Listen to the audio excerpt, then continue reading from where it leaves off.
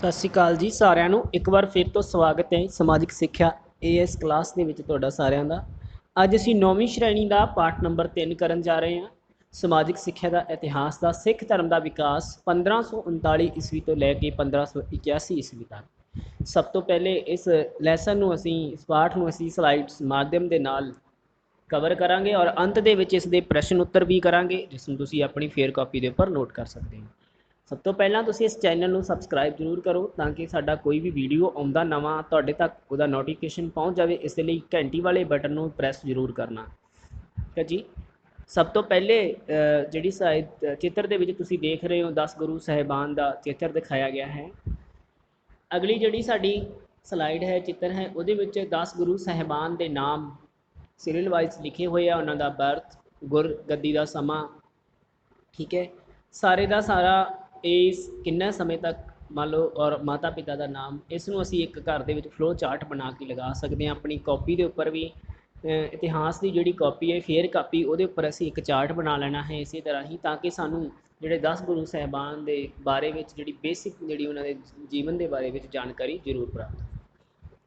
सब तो पहला श्री गुरु अंगद देव जी, असी पहले लैसन के श्री गुरु नानक देव जी के विषय में पढ़ चुके हैं। असी श्री गुरु अंगद देव जी सिखा के दूसरे गुरु 1539 ईस्वी तो 1552 ईस्वी तक।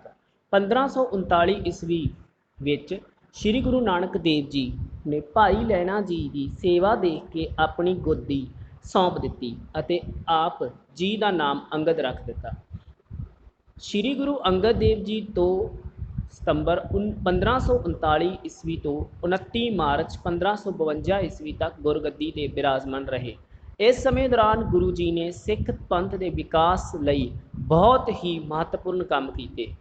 29 मार्च 1952 ईस्वी सॉरी 29 मार्च 1552 ईस्वी आप जी ज्योति जोत समा गए अते इस तो पहला ही आप जी ने गुरु अमरदास जी को गुरगद्दी सौंप दी। सिखां दे दूसरे गुरु श्री गुरु अंगद देव जी और इन्हां दा सिख धर्म दे विच की योगदान रहा वो तुसी देख रहे हो। एक चित्र बनया होया, ये पॉइंट्स साडे जरूर याद रहने चाहिए। अगे जब तुसी क्वेश्चन करोगे प्रश्न उत्तर दे विच देखोगे पॉइंट्स जिहड़े तुहाडे डिफाइन कीते होए उहदे विच डिटेल्स लिखिया होया, पर सानू ये बेसिक जिहड़े पॉइंट्स हमेशा ही याद रहने चाहिए।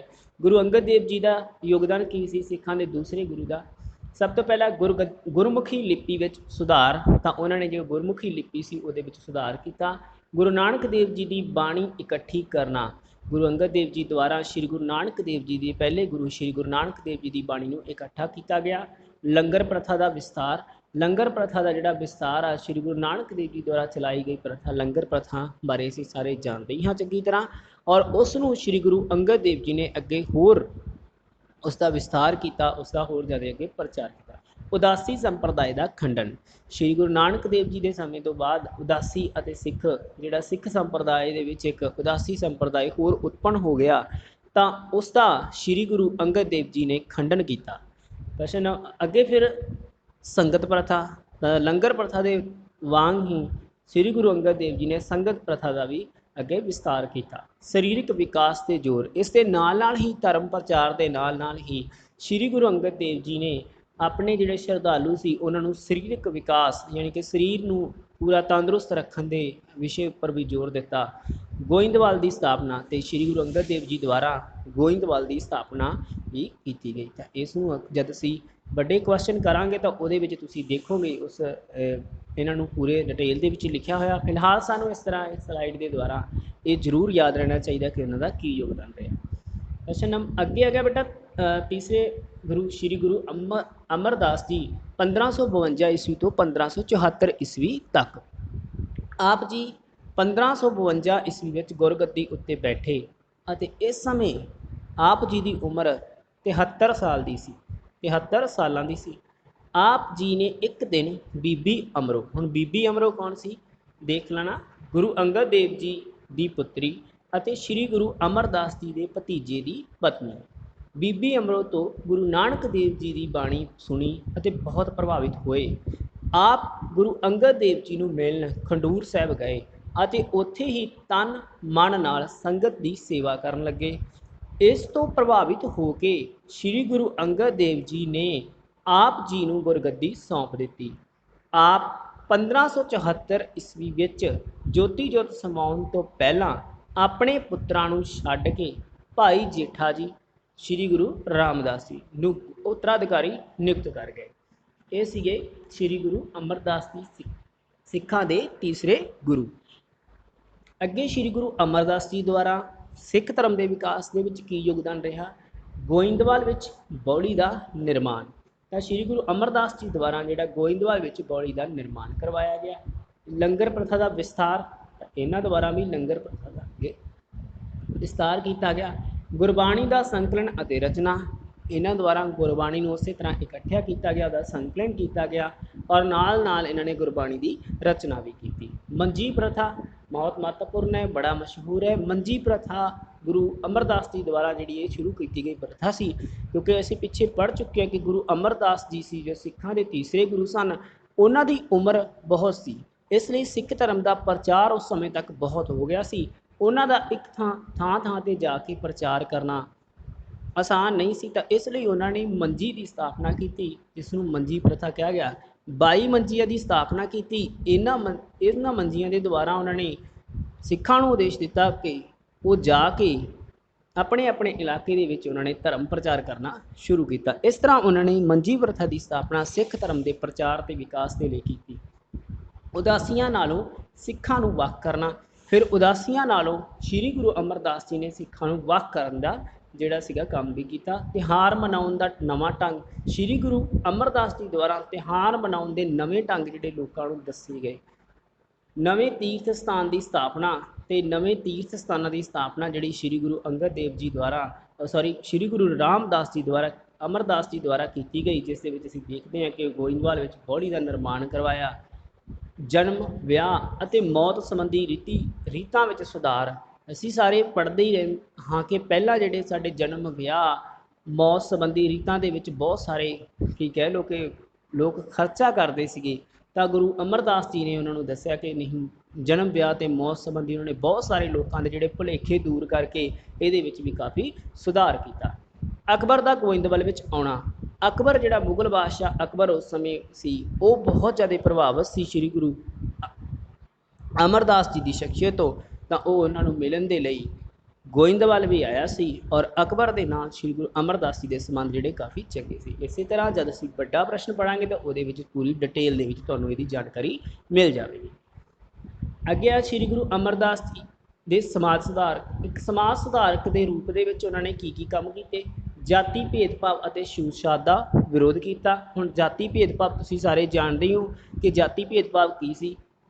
ਜਿਹੜੀਆਂ ਨੀਵੀਆਂ ਜਾਤਾਂ ਦੇ ਲੋਕ ਸੀ, ਉੱਚੀਆਂ ਜਾਤਾਂ ਦੇ ਲੋਕ ਉਹਨਾਂ ਨੂੰ ਚੰਗਾ ਨਹੀਂ ਸਮਝਦੇ ਸਨ, ਉਹਨਾਂ ਦੇ ਨਾਲ ਕੰਮ ਕਰਨਾ, ਉਹਨਾਂ ਦੇ ਪਰਛਾਵੇਂ ਤੱਕ ਨੂੰ ਆਪਣੇ ਉੱਪਰ ਨਹੀਂ ਪੈਣ ਦਿੰਦੇ ਸਨ, ਤਾਂ ਇਸ ਨੂੰ ਉਹਨਾਂ ਨੇ ਦੂਰ ਕੀਤਾ। ਸਤੀ ਪ੍ਰਥਾ ਦੀ ਨਿਖੇਧੀ। ਸਤੀ ਪ੍ਰਥਾ ਬਾਰੇ ਵੀ ਥੋੜ੍ਹਾ ਜਿਹਾ ਤੁਹਾਨੂੰ ਦੱਸ ਦਈਏ ਕਿ ਪੁਰਾਣੇ ਉਸ ਸਮੇਂ ਦੇ ਵਿੱਚ ਕੀ ਸੀਗਾ, ਜਦ ਕੋਈ ਪਤਨੀ ਆ ਜਿਹੜੀ ਹਿੰਦੂ ਧਰਮ ਦੇ ਵਿੱਚ ਇਹ ਜਿਹੜੀ ਪ੍ਰਥਾ ਸੀ ਪ੍ਰਚਲਿਤ ਸੀਗੀ, ਜਦ ਕੋਈ ਪਤਨੀ ਦਾ ਪਤੀ ਮਰ ਜਾਂਦਾ ਸੀ ਤਾਂ ਉਸ ਨੂੰ ਜਿਉਂਦਿਆਂ ਹੀ ਉਸ ਦੇ ਨਾਲ ਜਲਾ ਦਿੱਤਾ ਜਾਂਦਾ ਸੀ, ਤਾਂ ਇਸ ਨੂੰ ਸਤੀ ਪ੍ਰਥਾ ਕਿਹਾ ਜਾਂਦਾ ਸੀ। ਤਾਂ ਸ੍ਰੀ ਗੁਰੂ ਅਮਰਦਾਸ ਜੀ ਨੇ ਸਿੱਖਾਂ ਦੇ ਤੀਸਰੇ ਗੁਰੂ, ਉਹਨਾਂ ਨੇ ਇਸ ਦਾ ਬਹੁਤ ਵਿਰੋਧ ਕੀਤਾ।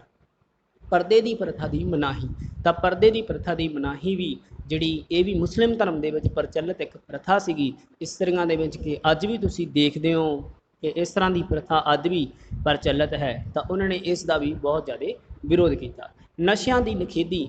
ਤਾਂ ਇਹ ਅਸੀਂ ਸਾਰੇ ਹੀ ਜਾਣਦੇ ਹਾਂ ਕਿ ਨਸ਼ਾ ਸਾਡੇ ਸਮਾਜ ਦੇ ਲਈ ਜਾਂ ਕਿਸੇ ਵੀ ਸਮਾਜ ਦੇ ਲਈ ਚੰਗਾ ਨਹੀਂ ਹੈ, ਅਤੇ ਇਸ ਕਰਕੇ ਉਸ ਸਮੇਂ ਵੀ ਸ੍ਰੀ ਗੁਰੂ ਅਮਰਦਾਸ ਜੀ ਨੇ ਇਸ ਦਾ ਬਹੁਤ ਵਿਰੋਧ ਕੀਤਾ। ਤਾਂ ਇਸ ਸਮਾਜ ਸੁਧਾਰ ਦੇ ਲਈ ਕੀਤੇ ਜਾਣ ਵਾਲੇ ਸ੍ਰੀ ਗੁਰੂ ਅਮਰਦਾਸ ਜੀ ਦੁਆਰਾ ਸਿੱਖਾਂ ਦੇ ਤੀਸਰੇ ਗੁਰੂ ਸ੍ਰੀ ਗੁਰੂ ਅਮਰਦਾਸ ਜੀ ਦੁਆਰਾ ਕੀਤੇ ਜਾਣ ਵਾਲੇ ਇਹ ਕਾਰਜ ਸੀ।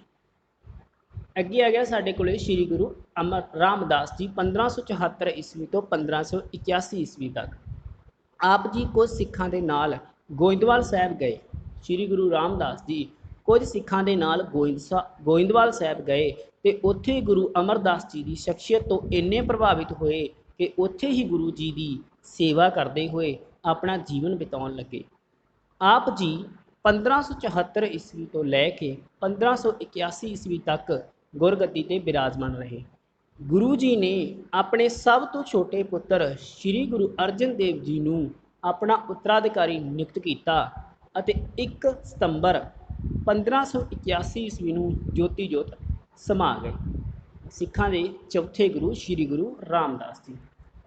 ਕਿ ਇਹਨਾਂ ਦੁਆਰਾ ਸਿੱਖਾਂ ਦੇ ਚੌਥੇ ਗੁਰੂ ਸ਼੍ਰੀ ਗੁਰੂ ਰਾਮਦਾਸ ਜੀ ਦੁਆਰਾ ਸਿੱਖ ਧਰਮ ਦੇ ਵਿਕਾਸ ਵਿੱਚ ਜੋ ਕਾਰਜ ਕੀਤੇ ਗਏ ਉਹਦੇ ਵਿੱਚ ਸਭ ਤੋਂ ਮਹੱਤਵਪੂਰਨ ਹੈ ਰਾਮਦਾਸਪੁਰ ਅੰਮ੍ਰਿਤਸਰ ਦੀ ਨੀਂਹ।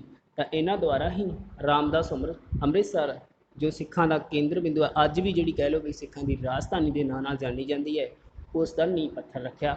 ਮਸੰਦ ਪ੍ਰਥਾ ਦਾ ਆਰੰਭ। ਮੰਜੀ ਪ੍ਰਥਾ ਦੀ ਤਰ੍ਹਾਂ ਮਸੰਦ ਪ੍ਰਥਾ ਵੀ ਸਿੱਖ ਧਰਮ ਦੇ ਵਿਕਾਸ ਦੇ ਲਈ ਸ਼ੁਰੂ ਕੀਤੀ ਗਈ ਪ੍ਰਥਾ ਸੀ, ਜਿਸ ਦੇ ਵਿੱਚ ਇਹਨਾਂ ਦਾ ਮੁੱਖ ਕੰਮ ਸੀ ਸਿੱਖ ਧਰਮ ਦਾ ਪ੍ਰਚਾਰ ਕਰਨਾ ਅਤੇ ਸਿੱਖ ਭੇਟਾਂ ਨੂੰ ਇਕੱਠਿਆਂ ਕਰਕੇ ਗੁਰੂ ਸਾਹਿਬ ਕੋਲ ਪਹੁੰਚਾਉਣਾ।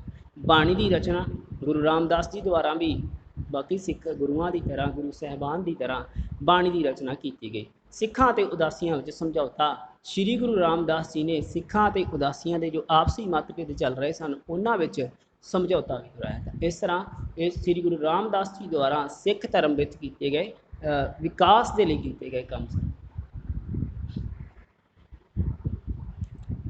इस तो अगे तुसीं देख रहे हो बेटा इस प्रश्न के नाल संबंधित पाठ के नाल संबंधित प्रश्न उत्तर है, इन्हां नूं तुसीं अपनी कॉपी के उपर नोट कर लेना। श्री गुरु अंगद देव जी का पहला नाम की सी? गुरमुखी लिपि तो की भाव है? मंजीदार किस नूं कहा जाता सी? ਅੰਮ੍ਰਿਤਸਰ ਦਾ ਪੁਰਾਣਾ ਨਾਂ ਕੀ ਸੀ? ਸ਼੍ਰੀ ਗੁਰੂ ਰਾਮਦਾਸ ਜੀ ਦਾ ਮੁੱਢਲਾ ਨਾਂ ਕੀ ਸੀ? ਮਸੰਦ ਪ੍ਰਥਾ ਤੋਂ ਕੀ ਭਾਵ ਹੈ? ਮੰਜੀ ਪ੍ਰਥਾ ਤੇ ਨੋਟ ਲਿਖੋ। ਅਗਰ ਵੀਡੀਓ ਨੂੰ ਤੁਸੀਂ ਪਾਉਜ਼ ਕਰਕੇ ਇਸ ਨੂੰ ਆਪਣੀ ਕਾਪੀ ਦੇ ਉੱਪਰ ਉਤਾਰ ਸਕਦੇ ਹੋ। ਸ਼੍ਰੀ ਗੁਰੂ ਅੰਗਦ ਦੇਵ ਜੀ ਦਾ ਗੁਰਮੁਖੀ ਲਿਪੀ ਦੇ ਵਿਕਾਸ ਵਿੱਚ ਕੀ ਯੋਗਦਾਨ ਹੈ? ਸ਼੍ਰੀ ਗੁਰੂ ਅਮਰਦਾਸ ਜੀ ਦੁਆਰਾ ਕੀਤੇ ਗਏ ਸਮਾਜ ਸੁਧਾਰ ਦੇ ਕੰਮਾਂ ਤੇ ਨੋਟ ਲਿਖੋ। ਇਹ ਸਾਰੇ ਪ੍ਰਸ਼ਨ ਤੁਸੀਂ ਆਪਣੀ फिर कॉपी उपर उतार लेने हैं कि अमृतसर की स्थापना ते नोट लिखो। और इस दे नाल ही तुसी ध्यान देना कि नीचे लाल अखरां दे विच सबसक्राइब लिखिया होएगा, तुसी उस नूं सबसक्राइब करो चैनल नूं और घंटी वाले बटन नूं नाल प्रेस भी कर लेना ताकि साडा कोई भी वीडियो हुंदा नवां वो तुहाडे तक वो नोटिफिकेशन अपने आप ही पहुँच जाना। तुहानूं कितों भी उस नूं लभण दी या खोजण की कोशिश मतलब नहीं करनी पैनी। जद भी कोई तुहाडी क्लास का या किसी होर क्लास का नवां वीडियो आएगा तो तुहाडे तक वो इस तरह ही पहुँच जाएगा। और इसमें अगे तो अगे भी अपने अगर तुहाडा कोई दोस्त मित्र इस क्लास के विच पढ़ रहा है या किसी को जरूरत है तो उसमें उस कोल जरूर शेयर करो ताकि घर बैठे बैठे जिहड़ा तुहाडी स्टडी है इस तरह उन्होंने भी चलती रहे। तो इस तरह तुसीं ये सारे वीडियो नूं पॉज करके अपने जिहड़े यही कॉपी के उपर अपने नोट्स और अपने ये जिहड़े प्रश्न उत्तर है इन्हां नूं उतार लेना बेटा। अगे चार बड़े और छोटे सारे के सारे जिहड़े बहुत महत्वपूर्ण और जरूरी प्रश्न तुहाडे दे लई वो सारे इत्थे असीं तुहाडे सामने पेश कीते आ। और वीडियो के अंत में वीडियो कमेंट करके जरूर दसना कि तुहानूं वीडियो किस तरह की लगी हैगी आ और तुसीं इस वीडियो के माध्यम के नाल किन्ना क सीखे। अगर कोई होर तुहाडे वल्लों सुझाव होवे तो उसनूं भी कमेंट करके कमेंट बॉक्स के विच जरूर दस्सिओ सानूं। और नाल दी नाल वीडियो नूं अगे तो अगे शेयर करो, लाइक करो। तुहाडा सारिਆਂ ਦਾ समय बहुत बहुत शुभ होवे। धन्नवाद जी सारिਆਂ ਦਾ।